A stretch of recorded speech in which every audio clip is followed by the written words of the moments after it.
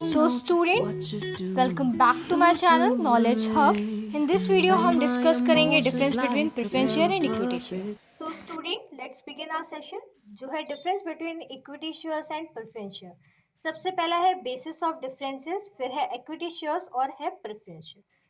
First point आपको दिया है preferential right as the payment of dividend. मतलब सबसे पहला प्रेफरेंशियल राइट किसको मिलता है? पेमेंट ऑफ डिविडेंड के लिए. इक्विटी शेयर में लिखा है payment of equity dividend is made after the payment of preference dividend. Equity share holders को पेमेंट किसके बाद मिलता है? प्रेफरेंस शेयर होल्डर्स के बाद मिलता है. प्रेफरेंस शेयर की अगर हम बात करें, the payment of preference dividend is made before the payment of equity share dividend. मतलब इक्विटी शेयर होल्डर्स को पैसा बाद में मिलेगा, सबसे पहला पैसा किसको मिलता है? प्रेफरेंस शेयर होल्डर्स को. फर्स्ट पॉइंट में ये था. दूसरा है fluctuation in the rate of dividend. Dividend on equity share is not fixed in advance under the capital clause of the memorandum of association. It is fixed by the board of director year to year. मतलब जो हमारे equity shareholders का rate of dividend होता है वो fix नहीं होता, ये हमारा फ्लक्चुएट करता रहता है as per the memorandum of association, जो कि कौन फिक्स करता है? Board of directors. हर एक ईयर के अकॉर्डिंग फिक्स करते हैं. पर अगर हम बात करें प्रेफरेंस शेयर्स की, तो the rate of dividend pre fix in the case of preference share. Preference share के केस में हमारा रेट ऑफ डिविडेंड पहले से ही फिक्स होता है.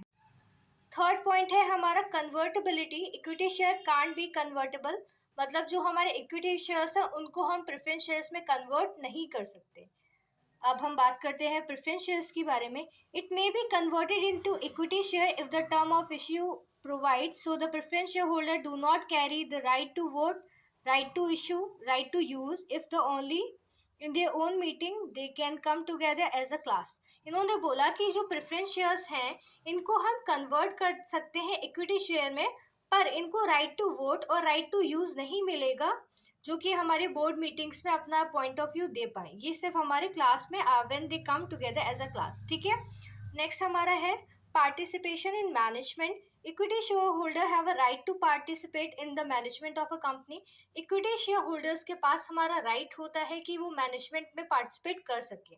मतलब प्लानिंग, ऑर्गेनाइजिंग, स्टाफिंग, डायरेक्टिंग, इन सब में अपना इन्वॉल्वमेंट दे सकते हैं. पर अगर हम बात करें प्रेफरेंस शेयर्स की, preference shareholder have no right to participate in the management. Preference shareholder सिर्फ हमारे कंपनी के मेंबर्स होते हैं, ओनर नहीं होते, इसलिए इनके पास राइट नहीं होता कि वो हमारी कंपनी के मैनेजमेंट में पार्टिसिपेट कर सके. सिक्स्थ पॉइंट है हमारा repayment of capital. Repayment of equity share capital is made after the repayment of preference share capital. हम जब अपनी कंपनी का वाइंड अप करते हैं तो सबसे पहले हम पेमेंट करेंगे प्रेफरेंस शेयर होल्डर्स के कैपिटल की. जब उनका पेमेंट खत्म हो जाएगा तब हम इक्विटी शेयर होल्डर्स का पेमेंट कर सकते हैं. इक्विटी शेयर होल्डर के केस में क्या है? ये प्रेफरेंस शेयर का केस है. Repayment of the preference share capital is made before the repayment of equity share capital. In short, सबसे पहला पैसा हम किसका पे करेंगे? प्रेफरेंस शेयर होल्डर्स का. देन हम पे करेंगे पैसा इक्विटी शेयर होल्डर्स का. ओके. अब हम बात करें रिडीमेबिलिटी की, तो equity share are not redeemable during the lifetime of the company unless the company decide to buy back the share. It is redeemed on the winding up of a company. इन्होंने बोला जो हमारे equity shares होते हैं ना, इनको हमारी company के लाइफ टाइम तक हम रिडीम नहीं कर सकते अनलेस जब कंपनी अपने शेयर्स को खुद बाय बैक कर देती है. किस केस में? इन the case of winding up of a company. ठीक है. कि हमारे जो इक्विटी शेयर होल्डर्स हैं उनका जो शेयर है उसको रिडीम कभी नहीं करा जाएगा हमारी कंपनी के लाइफ टाइम तक. पर अगर हम बात करें प्रेफरेंस शेयर्स की, तो preference shares are redeemable after the expiry of the stipulated period. मतलब एक पर्टिकुलर पीरियड के खत्म होने के बाद में हम अपने प्रेफरेंस शेयर्स को क्या कर सकते हैं? रिडीम कर सकते हैं. 8th पॉइंट है हमारा payment of arrears on dividend. ठीक है. इक्विटी शेयर में क्या है? इन the case of an equity share the arrears of the dividend can't be accumulated in any case. If no dividend is declared, equity share do not get anything. मतलब अगर हमने बोला कि हमारे पास इस साल प्रॉफिट नहीं हुआ है, पैसे नहीं बचे, तो कोई बात नहीं, अब आपको इस साल प्रॉफिट मिलेगा ही नहीं. अब नेक्स्ट मंथ अगर आपका डिविडेंड साल नहीं मंथ की बात करते हैं, अगर हमको इस महीने प्रॉफिट नहीं हुआ तो आपको पैसा नहीं मिलेगा. नेक्स्ट ईयर प्रॉफिट हो आप ले लो. एरियर्स वाला कोई सीन नहीं है कि आगे हमको अगर प्रॉफिट हो जाता है तो हम आपको पैसा फिर दे देंगे ऐड ऑन करके, ऐसा कुछ नहीं होता इक्विटी शेयर होल्डर में।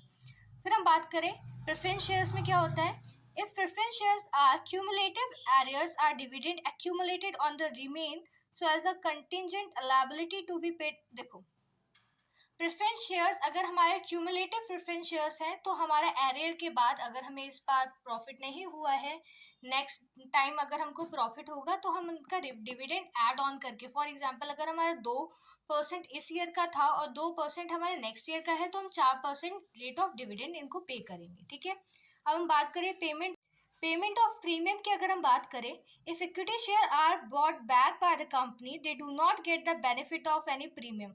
अगर हमारे इक्विटी शेयर कंपनी पहले ही बाय बैक कर लेती है तो उनको कोई भी प्रीमियम का एडवांटेज या बेनिफिट नहीं मिलेगा। अगर हम बात करें प्रेफरेंस शेयर्स की, in the case of redeemable preference share redemption में be affected at a premium. ठीक है, प्रेफरेंस शेयर केस में क्या होता है, प्रेफरेंस शेयर्स के केस में redemption may be affected as a premium. So student, ये था आपका difference between preference share and equity share. अगर आपको किसी भी पॉइंट पे डाउट है तो you are free to ask. Thanks for watching, do subscribe for more content, stay tuned, bye bye.